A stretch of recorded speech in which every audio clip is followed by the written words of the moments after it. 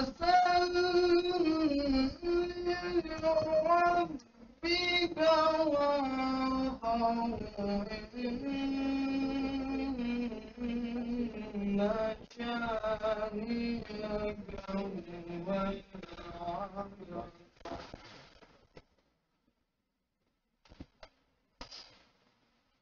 بسم الله الرحمن الرحيم. إنا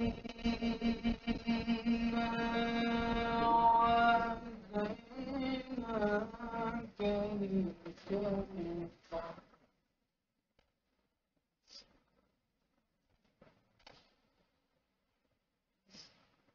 إنا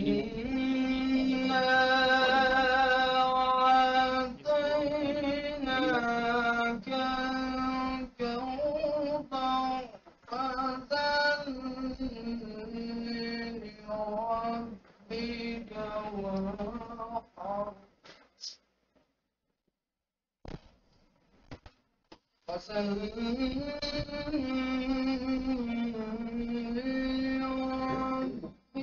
وانحر إن شانئك هو الأبتر.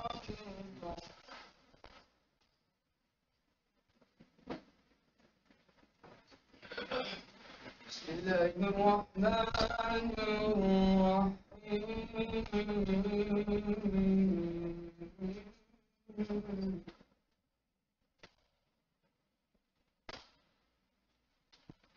والله أحد الله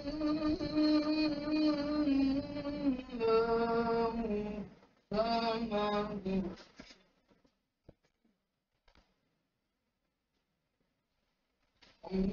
الله الصمد لم يلد ولم يولد ولم يكن له كفوا أحد.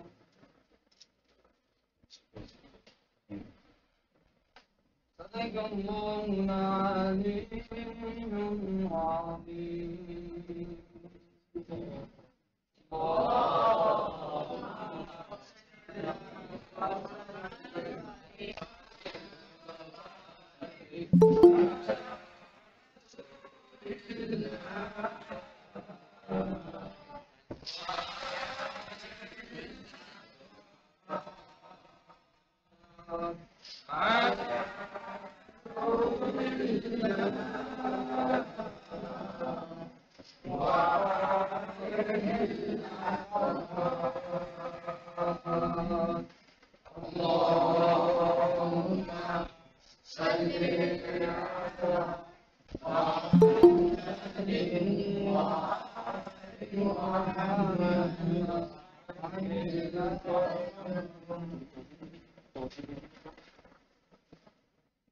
हमारे सामने इस वक्त मौजूद हैं हम लोगों के बीच जामियातुल मुस्तफ़ा आलमिया अल मुस्तफ़ा इंटरनेशनल यूनिवर्सिटी के नुमाइंदे जो इंडिया के मसूल हैं, इंडिया के हेड हैं।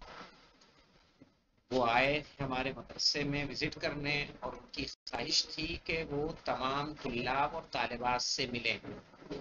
इसीलिए आप लोगों को दावत दी गई कि आप लोग शरीक हों और ताकि मौलाना से हम लोग इस्तेफादा कर सकें इनके कलाम से।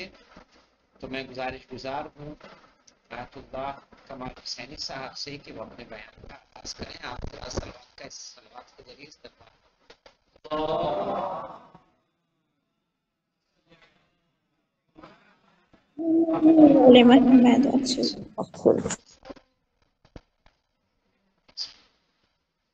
أعوذ بالله السميع العليم من الشيطان الرجيم. بسم الله الرحمن الرحيم.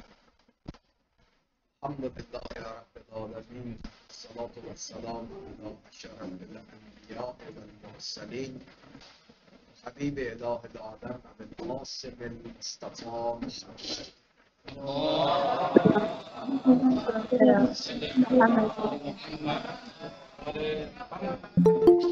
صلى الله عليه وعلى أهل بيته الطيبين الطاهرين سيما بقية الله الدين والرحمة الدائم على أعدائهم أجمعين من الآن إلى مخاط يوم الدين. اللهم نبر قلوبنا بالقرآن ووفقنا للعمل به. اللهم كل وليك حجة من الحسن صلواتك عليه وعلى آبائه لهذه الساعة في كل الساعات وليا وحافظا قائلا وناصرا ودليلا وعينا فاغسله أمرا وتمتعه إياه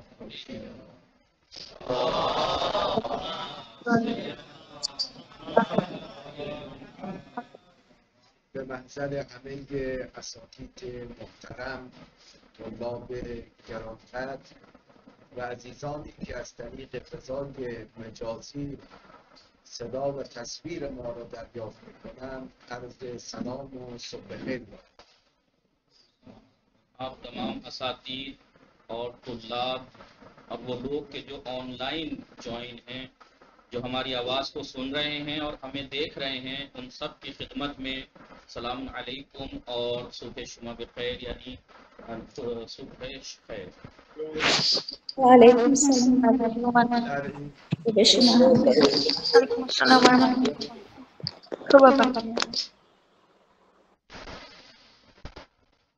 بحثی که من ظرف چند دقیقه تقدیم محضرتون دارم پیرامون دو موضوع هست. वो गुफ्तगू जो मैं आपके सामने बयान करना चाह रहा हूँ वो दो मौजू के बारे में है।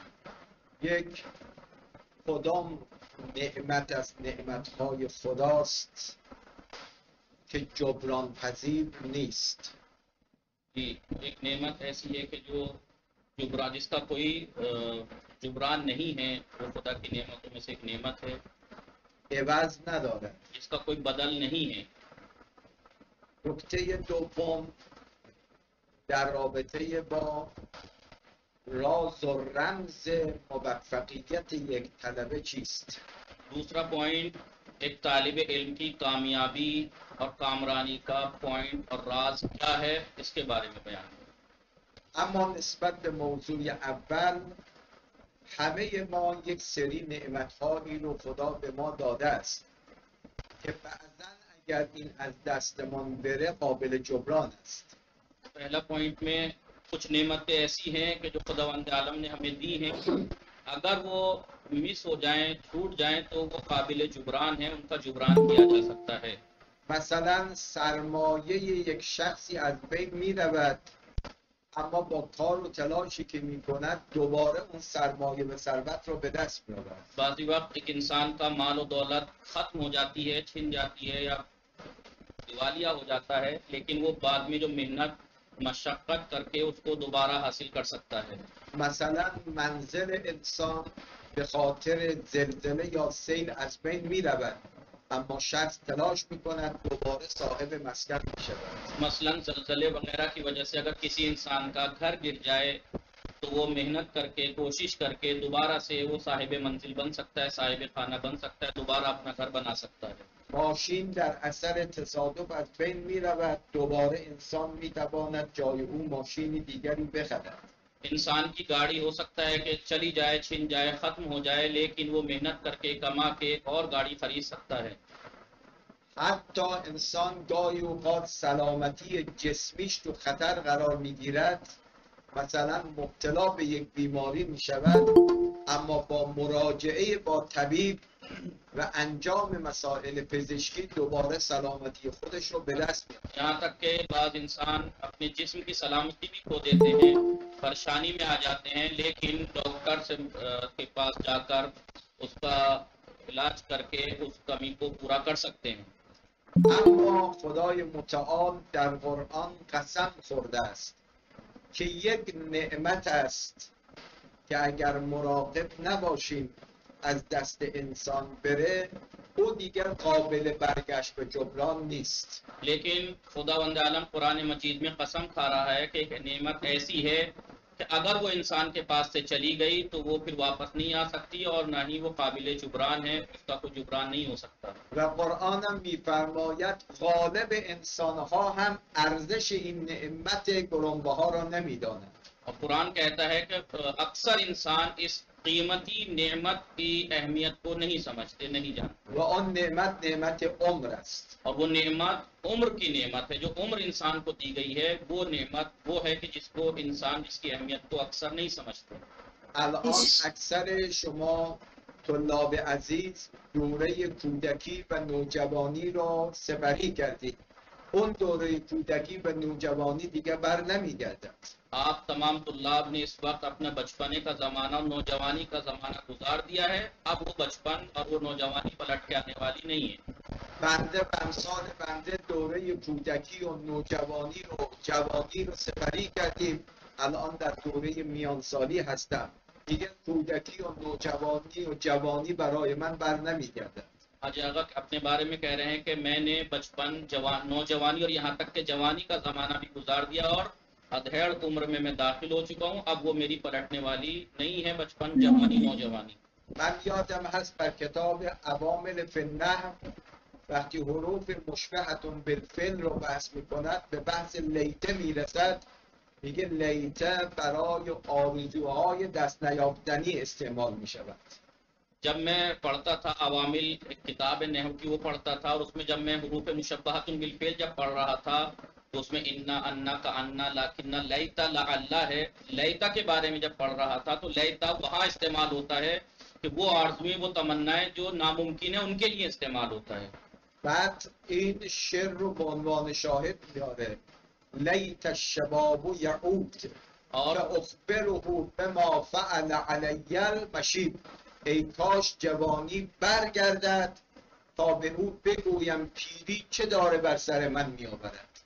लिहाजा लैता वो चीज़ें जो इंसान नहीं पा सकता उसके लिए इस्तेमाल होता है। मिसाल के लिए एक शेर वहाँ जिक्र किया, लैता शबाब यऊद, कि काश जवानी पलट आती तो मैं उसे बताता कि मेरे साथ बुढ़ापे ने क्या किया और क्या कर रही है बुढ़ापा मेरे साथ। اما همونجا توضیح میدن دیگه جوانی قابل برگشت نیست. वहीं पर समझ गया कि जवानी पलटने वाली चीज़ नहीं है। پس بنابراین به همه شما طلاب عزیز توصیه میکنم قدر عمر را و نعمت عمر را بدانید. लिहाजा मैं आप तमाम तुल्लाब को ये नसीहत, ये वसीयत करता हूँ कि अपनी उम्र की कदर व कीमत को पहचानिए। چرا قرآن قسم میخورد والعصر ان الانسان لفی خسر. इसलिए कि कुरान मजीद कसम खा रहा है वल अस्र इन्नल इंसान लफी खुस्र, ज़माने की कसम, इंसान घाटे में है। و انسان زمانی متوجه این نعمت عظیم میشود اما دیگر فایده ای ندارد. लेकिन इंसान उस वक्त मुतवज्जे होता है इस नेमत की तरफ कि जब उसका कोई फायदा नहीं है, वो पलट के आने वाली नहीं है। این آیه قرآن رو تو ذهن بسپاریم. इस कुरान की इस आयत को अपने जहन में डाल लीजिए। یک عده هنگامی که علامت مرگ را میبینند پرده ها کنار میرود و او میبیند در میزان عملش عمل صالح ندارد. बाद इंसान जब उनकी मौत नजर आ जाती है और पर्दे हट जाते हैं दुनियावी, तो वो अपने नाम अमाल को, मीज़ान को देखता है तो फिर देखता है कि मेरे नाम के आगे तो कोई नेकी है ही नहीं। این آیه ندامت است. ये आयत आयत निदामत है, शर्मिंदगी, पछतावे वाली। دوستانی که یادداشت میکنن این آیه را یادداشت کنند. वो लोग जो लिखना चाहते हैं, नोट करना चाहते हैं, इस आयत को नोट कर लीजिए و از خدا بخواهند که مشمول این آیه نشوند. और खुदा से दुआ करें कि इस आयत के शामिल ना हो, यानी ये आयत उनके बारे में ना हो। اعوذ بالله من الشیطان الرجیم رب ارجعون لعلی اعمل صالحا. रब्बिरजिऊन लअल्ली अमलन सालिहा, कि ये आयत है काश मैं पलट सकता और नाम अमल, नेक अमाल दोबारा बजा लाता, ऐसा मौका ना आए। اما خطاب از جانب خدا میرسد کلا دیگه راه برگشتی نیست. लेकिन खुदा की तरफ से आ गई आयत का अगले हिस्से में आता है कल्ला, हरगिज अब कोई मौका पलटने का नहीं है। پس تا اون مرحله نرسیدیم باید از این نعمتی که الان در اختیار ماست به بهترین وجه استفاده کنیم. लिहाजा इससे पहले कि हम उस मौके पर पहुंचे कि जब कोई बरगश्त का पलटने का कोई मौका ना हो, लिहाजा इसी वक्त अपनी इस नेमत को बेहतरीन तरीके से बेहतरीन सूरत में इस्तेमाल करें। پیغمبر اکرم صلی الله علیه و آله و سلم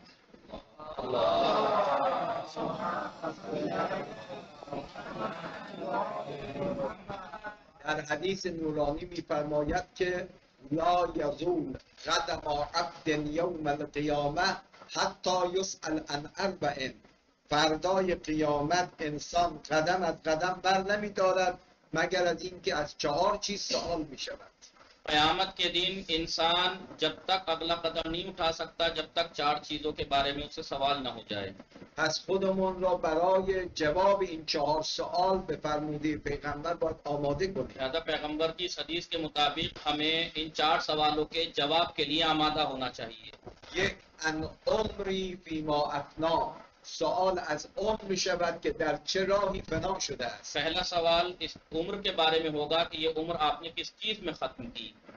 دو و ان شبابهی فیما ابلا، از جوانی سوال می شود که چگونه صرف شده است. दूसरा सवाल जवानी के बारे में होगा कि तुमने जवानी किस तरीके से गुजारी, जवानी के गुजारने के बारे में सवाल होगा। سه از مال و ثروت سوال می شود من این اکتسبه و فیما انفقه، این مال از کجا به دست آورده شده و در چه راهی مصرف شده است. तीसरा सवाल माल और दौलत के बारे में होगा कि किस राह से किस रास्ते से ये कमाई और किस रास्ते में ये खर्च की। چهارم و ان حبنا اهل البیت، از محبت ما اهل بیت سوال می شود. चौथा सवाल हम अहले बैत की मोहब्बत के बारे में होगा कि कैसे मोहब्बत की। از 4 چیزی که سوال می شود عمر، جوانی، ثروت، محبت اهل البیت. बस 4 चीजें जिनके बारे में सवाल होगा वो उम्र, माल, जवानी और अहले बैत की मोहब्बत के बारे में सवाल होगा। از شما سوال می کنم مگر جوانی بخشی از عمر نیست؟ आप लोगों से सवाल होगा क्या जवानी उम्र का हिस्सा नहीं है। پس چرا 2 تا سوال می شود، یک سوال از عمر، یک سوال از جوانی؟ हाँ, इन 4 सवालों में क्यों अलग अलग, एक उम्र के बारे में सवाल है, जवानी के बारे में अलग से सवाल होगा, क्या जवानी उम्र में शामिल नहीं है। به تعبیر قرآن عمر انسان از کودکی شروع می شود به جوانی می رسد، از جوانی هم به پیری، پس جوانی بخشی از عمر است. लिहाजा बच्चे इंसान की उम्र बचपन से शुरू होती है, नौजवानी फिर जवानी, और उसमें ही ये जवानी उम्र ही में शामिल है, फिर क्यों अलग से जवानी के बारे में सवाल होगा। پس چرا یک بار سوال از عمر می شود، یک بار سوال از جوانی می شود؟ लिहाजा क्यों फिर एक दफा सवाल उम्र के बारे में होगा और अलग से फिर जवानी के बारे में भी सवाल होगा। به خاطر این که قله عمر انسان، مهمترین بخش عمر انسان جوانی است. लिहाजा इंसान की जो उम्र की चोटी है, बिल्कुल आला हिस्सा है, वो इंसान की जवानी है। به این دست من نگاه کنید، کودکی از اینجا شروع میشه، یعنی پایینی میایم جوان میشیم، دوباره برمیگردیم پیر میشیم. پس پیری و کودکی نقطه پایین عمر انسانه، اما قله عمر انسان کجاست؟ جوانی است. मेरे हाथों की तरफ देखिए, इंसान की जिंदगी बचपन से शुरू होती है, यहाँ जवानी पे पहुंचती है, वापस बुढ़ापे पे आ जाती है। लिहाजा इंसान की उम्र का जो चोटी है वो जवानी है, फिर उसके बाद बुढ़ापे और बचपन में सबसे फाइन रहती है इंसान की जिंदगी। در کودکی که ما تکلیف نداریم، در پیری هم توان زیاد برای بندگی نداریم، پس اوج رشد و ترقی انسان دوره جوانی است. बचपन में हम पे कोई चीज वाजिब नहीं है और बुढ़ापे में हम अंजाम देने से हर चीज आजिज है, लिहाजा बंदगी की जो असल वक्त है वो जवानी है। در ادبیات گاهی اوقات میگیم ذکر خاص بعد عام، یعنی اول یه عامی ذکر میشود، بعدش یه خاص ذکر میشود. اون خاص معلوم است که عظمت دارد. अदबियात में कहा जाता है कि आम जिक्र करने के बाद फिर खास हुक्म बयान किया जाता है। इसका मतलब यह है कि ये एक खास पॉइंट रखता है। عمر عام است، جوانی خاص است. उम्र आम है और जवानी खास है। پس بیاییم از این عمر که ثروتی است که از دست بره دیگه بر نگردد نهایت استفاده را ببرد. लिहाजा ये उम्र के जो कभी पलटने वाली नहीं है उसे उसके वक्त पर बेहतरीन उससे फायदा हासिल करें. خصوصا شما طلاب عزیز که الان در دوره جوانی هستید. खास करके आप तुल्लाब अजीज और तालिबात के जो अभी अपनी जवानी के उम्र में हैं, قدردان لحظه لحظه عمرتون باشید. लहजा लहजा मिनट मिनट सेकंड सेकंड अपनी उम्र की अहमियत की कदरदानी कीजिए. اما بخش دوم چگونه طلبه ای باشیم و چگونه طلبه موفقی باشیم. दूसरा पॉइंट कि किस तरह के हमें तालिब इल्म होना चाहिए और किस तरह से हम कामयाब हों. اگر میخوام یه طلبه موفقی باشیم دو چیز لازم داریم. अगर हम चाहते हैं कि हम कामयाब तालिब इल्म बने तो हमें दो चीज की जरूरत पड़ेगी. یک مقصد، دو نقشه و راهی که ما را به اون مقصد برسونه. पहला मकसद और हदफ और दूसरा वो रास्ता जो हमें हमारे हदफ और मकसद तक पहुंचाने वाला है. شما الان وقتی مثلا از اینجا میخواهید برید دهلی یه مقصدی دارید دهلی است، اما از اینجا به دهلی میخواهید برید حتما باید یه نقشه راهی رو هم داشته باشید، مسیری داشته باشید که این مسیر شما را به دهلی برساند. मसलन अगर आप चाहते हैं कि दिल्ली जाएं तो आपका मकसद हदफ और डेस्टिनेशन दिल्ली है और एक रास्ता है जो हमें आपको दिल्ली तक पहुंचाएगा, लिहाजा उस रास्ते का इंतखाब हमें करना है. اما مقصد ما طلبه ها چیست؟ مقصد ما طلبه ها این است که عالم دین بشیم و خدمت به دین بکنیم. लिहाजा हम तुल्लाब का मकसद और हदफ क्या है कि हम आलिम दीन हो जाएं और आला तालिब इल्म बने. مقصد این است که هم خود هدایت بشوم هم دست دیگران را بگیرم هدایت کنم. मकसद ये है कि हम खुद हिदायत पा जाएं और उसके बाद दूसरों का हाथ पकड़ के भी उन्हें कामयाबी तक ले जाएं.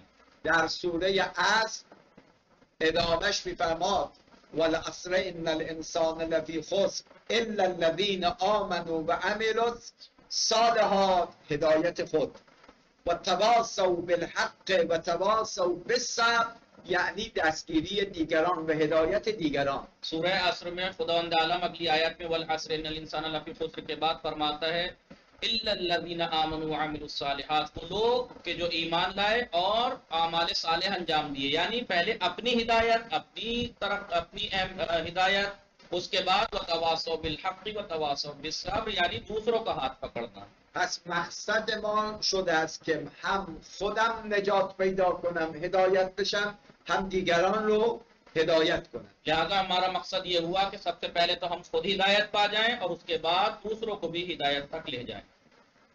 در رابطه با اهمیت مقصد یک روایت مهم از علی بن ابی طالب براتون می‌خونم. मकसद की अहमियत के बारे में हम मौलाए कायनात अली इब्न अबी तालिब अलैहिस्सलाम की एक रिवायत में आपके सामने पढ़ता हूँ. ببینید عزیزان تعیین کردن مقصد خیلی مهمه. گاهی اوقات میگه من میخوام درس بخونم خطیب بشم پول در بیارم، یکی میگه مقصدم اینه که مشهور بشم، یکی میگه من هدفم از درس خوندن اینه که رئیس بشم. اما من توی طلبه نباید در مقصد باشه. مقصد هدایت یافتن و هدایتگری باید باشه. लिहाजा हम और आपका मकसद आला होना चाहिए. बाद लोगों का हदफ और मकसद ये होता है कि मैं इल्म हासिल करूं और एक बड़ा खतीब बन जाऊं. कुछ का मकसद ये होता है कि मैं मशहूर हो जाऊं, तो मैं अच्छा खतीब बनूं, पैसे कमाऊं. लिहाजा मकसद का मुअय्यन करना सबसे ज्यादा अहम है. हमारा मकसद ये नहीं होना चाहिए हम तुल्लाब का, बल्कि हमारा मकसद ये होना चाहिए कि मैं पहले खुद हिदायत पा जाऊं और फिर दूसरों को हिदायत करूं. به تعبیر دیگر مقصد را اینجور بیان بکنیم: من آمدم طلبه بشم تا بنده خدا بشم و دیگران را هم به بندگی خدا هدایت کنم. लिहाजा दूसरे अल्फाज में हम इस मकसद को ऐसे बयान कर सकते हैं कि हम यहाँ आए हैं पढ़ें ताकि हम खुद अल्लाह के बंदे बन सकें और दूसरों को भी अल्लाह की बंदगी के लिए आमादा कर सकें. مگه انسان بنده غیر خدا هم می شود؟ क्या इंसान अल्लाह के बंदे के अलावा भी किसी का बंदा हो सकता है? قرآن می‌فرماید اله و معبود یک عده هوای نفسشون است. तो कुरान मजीद कहता है कि कुछ लोगों का जो माबूद है उनका वो ख्वाहिशात नफसानी है.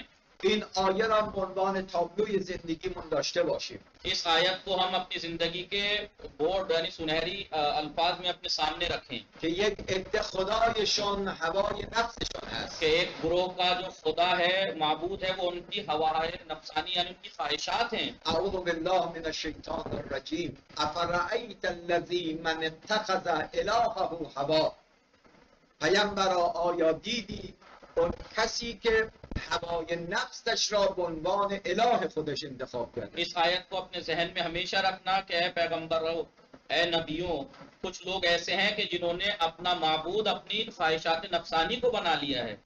اگر من امروز اومدم اینجا دارم صحبت میکنم، هدف از صحبت کردنم این باشه شما به من بهبه و چهچه بگویید، پس تمام خدای من شده از همون بهبه گفتن شماها. लिहाजा मैं यहाँ आया हूँ और अब मैं आपके लिए सुखनरानी कर रहा हूँ, मैं मुनुकात बयान कर रहा हूँ. मेरा मकसद वाह वाह आहा नहीं होना चाहिए. अगर आप आहा और वाह वाह करेंगे और मैं इसलिए ये कर रहा हूँ तो फिर मेरा माबूद फिर कोई शोहरत हो गई. اگر استادی میاد درس میدهد تا طلبه ها تعریفش بکنن، پس درس او شده هوای نفسش. अगर एक उस्ताद दर्स दे इस नियत से कि लोग और तुल्लाब मेरी तारीफ करें तो फिर इसका जो मकसद है वो सिर्फ इसकी ख्वाहिशात و नफ्सा. اگر توی طلبه هم درس میخوانید هدفش اینه که مشغول بشی، بازم خدای تو میشود اون شهرت تو. और अगर आप तुल्लाब इस नियत से पढ़ रहे हैं कि मैं मशहूर हो जाऊं तो फिर आपका खुदा भी आपका ख्वाहिशात नफसानी हो गई. پس بیاییم هدفمون را مشخص و معین بکنیم. چرا طلبه شدم؟ چون میخوام خادم دین بشم. چرا طلبه شدم؟ میخوام هدایت بشم. چرا طلبه شدم؟ میخوام دیگران رو هدایت بکنم. लिहाजा हम आए और अपना मुअय्यन करें कि हम क्यों आए हैं, ताकि हम हिदायत पा जाएं. आए हैं हम यहाँ किस लिए, ताकि दूसरों को हिदायत करें और अपनी इस्लाह करें और सबकी इस्लाह करें. و در یک کلمه دیگر چرا طلبه شدم؟ چون میخوام سرباز مهدی فاطمه بشم، نه سربار امام زمان. लिहाजा आए हम मुअय्यन करें कि हम यहाँ आए हैं पढ़ेंगे ताकि हजरत जहरा के मेहदी के सिपाही बने. پس ما میخوایم سرباز بشیم، نه سربار. हमें चाहिए कि हम सरबाज फौजी बने, सरबार बोझ न बने. خب اون هدف. اما نقشه و راهی که ما رو به این هدف برساند چیست؟ दूसरा पॉइंट कि जो हदफ और मकसद जो हमें इस मकसद तक पहुंचा सकता है वो रास्ता है. वो रास्ता क्या है? این نقشه برای ما طلبه ها، این نقشه عبارت است از دو چیز. یک، جدیت و تلاش در تحصیل علم. دو، جدیت و تلاش در تهذیب نفس. इस तक पहुंचने का रास्ता सबसे पहला है कोशिश, सीरियस होना और अपने नफ्स की तलाश और कोशिश. خوب و جدی درس بخوانیم و خوب و جدی مواظب هوای نفس خود باشیم. लिहाजा दो चीजें, एक तो कोशिश करें बहुत अच्छे से, दूसरा अपना तहजीब नफ्स करें. ये सबसे ज्यादा अहम है. این दो روایت رو یکی از پیغمبر، دیگری از امیرالمؤمنین هم از من به یادگار داشته باشید. ये पैगंबर की हदीस और मौलाए कायनात की हदीस, ये दो हदीसें मेरी तरफ से आपकी तरफ तोहफा है आपके लिए. इसको हमेशा अमानत तोहफे के तौर पर रखें. حدیث پیغمبر 3 کلمه بیشتر نیست. पैगंबर की हदीस में 3 कलमों से ज्यादा नहीं है. همین لحظه من بگم حفظ میکنید و اگر نکردید یادداشت کنید، حفظ کنید. इसी लम्हे मैं ये बयान कर रहा हूँ, याद कर लीजिए, और याद नहीं कर पा रहे अभी तो उसे लिख लीजिए, उसे याद कीजिए. پیغمبر میفرماید من جد وجد، من جد وجد. هر کس جدیت و تلاش کند به هدف میرسد. पैगंबर फरमा रहे हैं पहला नुक्ता मन जद्दा वजदा, जो भी कोशिश करेगा वो कामयाब होगा, वो पा लेगा मकसद. من موصول مشترک هم آقایان رو میگیره هم خانوم ها رو. मन जो है ये अदबियात के हिसाब से मौसूल उमूमी है, जो औरतें भी इसमें शामिल हैं और मर्द भी शामिल हैं. जो भी कोशिश करेगा वो अपने मकसद में कामयाब होगा. من از موصولات عام هم بزرگسال را میگیرد، هم جوان را میگیرد، هم نوجوان را میگیرد. मौसूल ये मन एक ऐसा मौसूल है कि जो आम है, जो बच्चों को भी शामिल है, जवानों को भी शामिल है, बूढ़ों को भी शामिल है. میگه هر کس در مسیر هدف تلاش کند قطعا به هدف میرسه. हाँ, ये कह रहा है कि हदीस कह रही है कि जो भी अपने हदफ और मकसद में कोशिश करेगा वो अपने मकसद और हदफ को पहुंचेगा. پس اگر ما میخواهیم به هدف که هدایت شدن و هدایت کردن است برسید، حتما باید در مسیر تحصیل علم جدیت کنیم. लिहाजा जो हदफ है हिदायत पाना और हिदायत करना, तो उस मकसद तक पहुंचने के लिए हमें जिद्दियत और अच्छे से कोशिश करना होगा. به شما طلاب عزیز عرض میکنم همیشه این فراغت و آمادگی برای شما فراهم نیست. लिहाजा मैं आप तमाम तुल्लाब से ये नसीहत करता हूँ कि ये फरागत आप सबको फराहम नहीं है, आपके लिए मुहैया नहीं है. چون بعد از مدتی که آدم تشکیل خانواده میدهد، زن، فرزند، اینا برای خودشون یه مشکلاتی در مسیر تحصیل آدم به وجود میآورد. लिहाजा इससे अच्छा मौका नहीं है. उसके बाद इंसान शादी कर लेता है, औरत, बीवी, बच्चे, फिर उसके बाद ये मौका इस तरीके से मुहैया और फराहम नहीं हो पाएगा. खुद कुछ और मुश्किलात पेश आ जाती हैं. फिर در مثل عرب هست که لکل شیء آفة وللعلم آفات، برای هر چیزی یک آفته، اما در مسیر علم آموزی موانع و آفات فراوان است. अरब में एक मिसाल है लिकुल्ल शैइन आफतुन वलिल इल्म आफात. हर चीज के लिए एक आफत और मुसीबत है, लेकिन इल्म के लिए आफतें हैं. از خاطر اینکه این آفات متوجه ما نشود، زمانی که فرصت داریم از این فرصت استفاده بکنیم. लिहाजा जब तक ये आफतें हमारे ऊपर ना आए, इससे पहले कि हम फुर्सत हमारे पास है उससे हम इस्तिफादा करें, उसको यूज करें अच्छे से. این یک بال موفقیت است، جدیت در تحصیل علم. ये कामयाबी का एक पर है, इल्म के अंदर कोशिश और जिद्दियत और सीरियस होना. اما بال دوم که مهمتر از بال اول است، عبارت از تهذیب نفس و تزکیه. ये एक पर था. दूसरा पर कामयाबी का जो पहले से भी ज्यादा अहम पर है, ये बाजू है, वो तहजीब नफ्स से अपने नफ्स की तहजीब और उसे अच्छा पाको पाकीज़ा बनाना. آیا یک طلبه دروغ میگوید؟ क्या एक तालिब इल्म झूठ बोलता है? اگر یه وقتی دروغی از او صادر شود تا شب خوابش نمیبرد. अगर एक तालिब इल्म झूठ बोलता है, झूठ बोले तो उसे रात तक नींद नहीं आनी चाहिए. آیا یک طلبه غیبت میکند؟ क्या एक तालिब इल्म गीबत करता है? که غیبت رو قرآن میگه مرده‌خوری است. इस कुरान गीबत के बारे में कहता है गीबत एक मुर्दे को खाने जैसा है, मुर्दे को खाना है. آیا طلبه احترام و حرمت مؤمن دیگر رو از بین میبرد؟ क्या तालिब इल्म किसी मोमिन के अदब व एहतराम को खत्म करता है, उसको रुसवा करता है? طلبه ای که در مسیر تهذیب نفس باشد این کارها رو انجام نمیده. वो तालिब इल्म जो अपने तहजीब नफ्स के रास्ते में है, वो ऐसे कोई काम अंजाम नहीं देता. و قرآن این وعده رو به ما داده است، 9 تا قسم خدا خورده است که هر کس تهذیب نفس بکند قطعا پیروز می شود. और ये कुरान ने हमसे कहा है कि जो कोई भी अपने नफ्स की तहजीब कर लेगा, 9 दफा कसम खाइए कि जो भी अपने नफ्स की तहजीब कर लेगा वो कामयाब हो जाएगा. و به این وعده الهی خوشبین باشیم. और इस वादे इलाही पर खुशबीन रहिए, खुदा पे भरोसा रखिए, खुदा के वादे पर. بسم الله الرحمن الرحیم. قسم از اینجا شو، باب قسم. و الشمس و ضحاها و القمر اذا تلاها و النهار اذا جلاها و اللیل اذا یغشاها و السماء و ما بناها و الارض و ما طحاها و نفس و ما سواها فالهمها فجورها و تقواها. این همه قسم، جواب قسم اومده. قد افلح، بلند بگید، قد افلح. قد افلح یعنی پیروز میشه، به مقصد میرسد کسی که نفس خودش رو تزکیه کرده. कुरान मजीद में जो 9 कस्में हैं वो यहाँ से शुरू होती हैं. वाव कसम है बिस्मिल्लाहिर्रहमानिर्रहीम वश्शम्सि वदुहाहा वलकमरि इज़ा तलाहा वन्नहारी इज़ा जल्लाहा. ये 9 कस्में लगातार हैं. उसके बाद जवाब कसम आता है क़द अफ़लह मन ज़क्काहा. यकीनन वो जो अपना तहज़ीब नफ्स कर ले वो कामयाब है. اما حدیث علی علیه السلام رو بخوانم بحثم رو تمام کنم. امیر المؤمنین میفرماد من طلب شیئا ناله او بعضه. کسی که در جستجوی یک مقصد باشد یا به همه مقصد میرسد و اگر به همه مقصد نرسد به بعض مقصد خواهد رسید. लिहाजा आखिर में मौला कायनात की हदीस बयान करके अपनी बात को तमाम करूंगा कि मौला फरमाते हैं कि जो भी अपने मकसद तक पहुंचने के लिए कोशिश करता है या तो पूरे मकसद तक पहुंचता है या कम से कम थोड़े मकसद तक तो पहुंचता है. انشاءالله امیدوارم که شما طلاب این مدرسه، عزیزانی که صدای منو میشنوند، با این دوبال جدیت در علم و جدیت در تهذیب انشاءالله به اون مقصد عالی برسیم که هم هدایت بشویم هم دیگران را هدایت کنیم.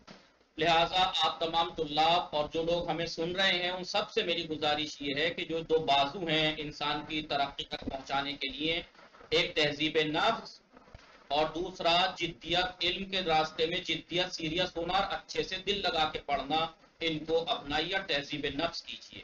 انشاءالله از دل همین مدرسه به طلاب میر حامد حسین ها بیرون بیایم. उम्मीद है कि इंशाअल्लाह इसी मदरसे से मीर हामिद हुसैन जो बहुत बड़े उलमा में से हैं, गुजरे हैं, इन्हीं में से इनके तरीके के भी उलमा निकलेंगे. همیشه باید هدفتون بلند باشد. हमेशा आपका हदफ और मकसद बुलंद होना चाहिए. معروف است که پدری که مرجع تقلید بود به پسرش که تازه طلبه شد گفت پسرم کجا میخواد برسی؟ मशहूर है कि एक आलिम दीन जो कि बहुत बड़े आलिम दीन थे, उन्होंने अपने बेटे से पूछा कि बेटा तुम कहाँ तक पहुंचना चाहते हो? پسر گفت میخوام مثل تو یه پدر بشم. बेटे ने कहा कि मैं बाबा आप जैसा बनना चाहता हूँ. پدر ناراحت زد تو سر بچه. बाप नाराज हुए और बच्चे के सर पे हाथ मारा. گفت بدبخت من میخواستم امام صادق بشم این شدم، تو میخوای مثل من بشی هیچی نمیشه. बाप ने कहा है बदबख्त मैंने इरादा किया था कि मैं इमाम सादिक अलैहिस्सलाम जैसा बनूं, जब जाके मैं ऐसा बना हूं, तू मुझ जैसा बनना चाहता है तो कुछ भी नहीं बनेगा. پس بنابراین همتتون رو بلند. लिहाजा आप अपने हिम्मत, अपना हौसला और अपने मकसद को बुलंद बनाइए. آیا امکان دارد از بین شما مرجع تقلیدی به وجود بیاد؟ بله.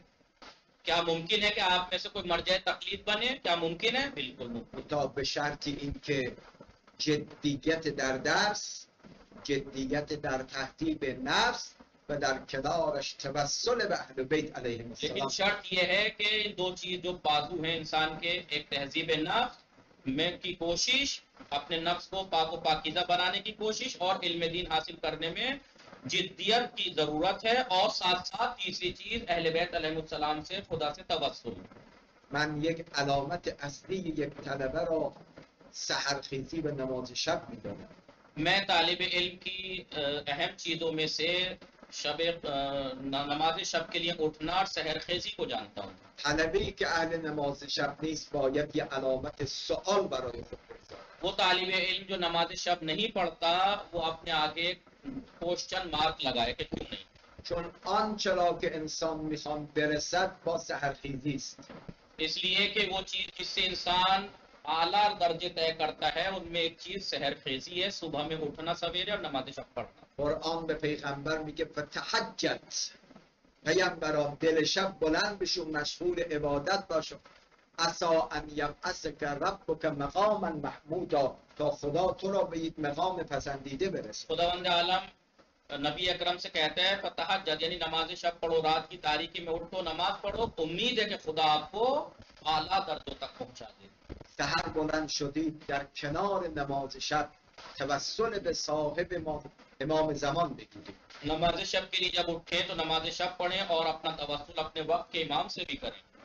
انشاءالله آرزوی موفقیت داریم برای مدیر محترم، اساتید گرانقدر این مدرسه و شما طلاب عزیز. लिहाजा मैं दुआ करता हूँ, आरजू करता हूँ मुदीर मोहतरम आका यासीन हुसैन आबिदी और तमाम असातिज़ और आप तमाम तुल्लाब की कामयाबी की दुआ आरजू रखता हूँ. آرزوی موفقیت دارم برای تمام کسانی که از طریق فضای مجازی صوت و تصویر ما را دریافت کردند. मैं कामयाबी की आरजू और तमन्ना करता हूँ उन सब के लिए कि जो ऑनलाइन तरीके से हमारी आवाज को सुन रहे हैं और हमें देख रहे हैं, उन सब की कामयाबी के लिए. به امید و آرزوی موفقیت همه شما عزیزان و از محضر یکایک شما هم التماس دعا دارم. लिहाजा आप सबकी कामयाबी की आरजू के साथ साथ मैं आप सबसे दुआ की गुजारिश करता हूँ. السلام علیکم و رحمت الله و برکاته.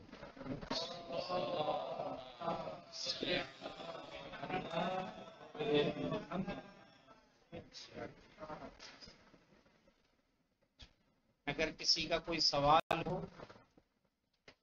शुक्रिया के कलिमात हो तो कह सकते हैं। फारसी में बोल सकते हैं, फारसी में।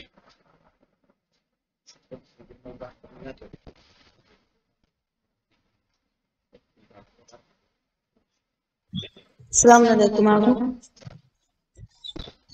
बहुत बहुत बहुत शुक्रिया आगा, बहुत अच्छा दर्स दिया आपने। परवरदिगार हम सबको अमल करने की तौफीक दे और हम सबको सिरात मुस्तकीम पर चलाए। और जिस मकसद से हम लोगों ने ये क्लासेस ज्वाइन किए हैं, परवरदिगारा हमारे नेक मकसदों में हमें कामयाबी दे। आप सबको तुलानी उम्र अता करे और आगा यासीन साहब को भी परवरदिगार उम्र दराज अता करे, जज़ाए खैर दे। आगा हम सबको दुआओं में याद रखिएगा। इज्तिमा से दुआ। خیلی तो ممنون. फारसी में अगर कोई तशक्कुर करना चाहे ما هم تشکر कर ले तशक्कुर। سلام آقا، شما خوب هستید؟ خیلی ممنون که شما اینجا آمدید و ما همه خوب درس میدهید. خیلی ممنون، متشکرم. دست شما درد نکنی. سلامت باشید، سر شما درد. चले इंशाल्लाह आप लोग इस अभी लाइन यानी इस लिंक को मैं खत्म करता हूँ। आप लोग जैसे जैसे इसकी क्लास है वो क्लास ज्वाइन कर सकते हैं आप लोग। इंशाल्लाह।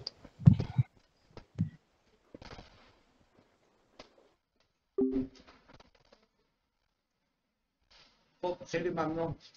ما دو هفته پیش یک حادثه مبارک داشتیم. سال روز ورود حضرت معصومه سلام الله علیها به قم بود. قبلش هم میلاد حضرت رسول به امام صادق را داشتیم. به این مناسبت های مبارک یک هدیه ناقابل هم به شما طلبه ها داده میشه. من همینطور میلاد امام مقصد کل اسلام هم احسن کل اسلام میلاد امام مقصد کل اسلام.